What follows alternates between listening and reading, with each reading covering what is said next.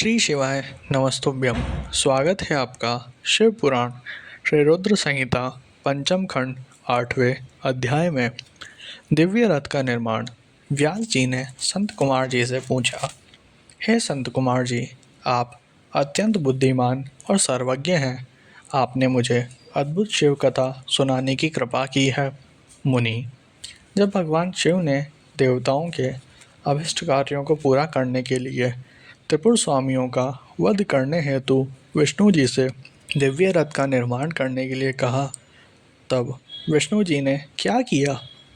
दिव्य रथ का निर्माण किसने और कैसे किया?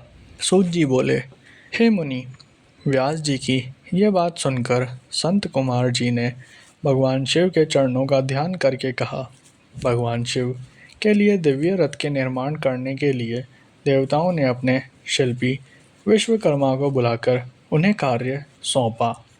तब भगवान शिव के अनुरूप ही विश्वकर्मा ने उनके लिए रथ का निर्माण किया।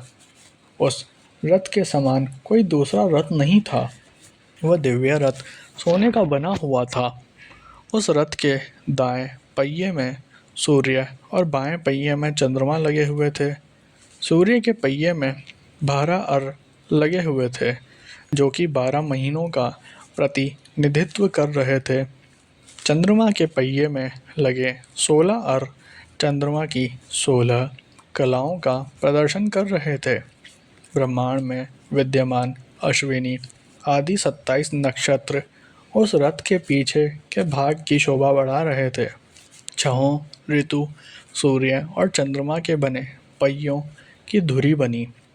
अंतरिक्ष रथ के आगे का भाग और मंदराचल पर्वत उस रथ में बैठने का स्थान बना तथा संवत्सर रथ का वेग बनकर उसे गति प्रदान करने लगा। इंद्रियां उस दिव्य रथ को चारों ओर से सुसज्जित किए थी तथा श्रद्धा रथ की चाल बनी।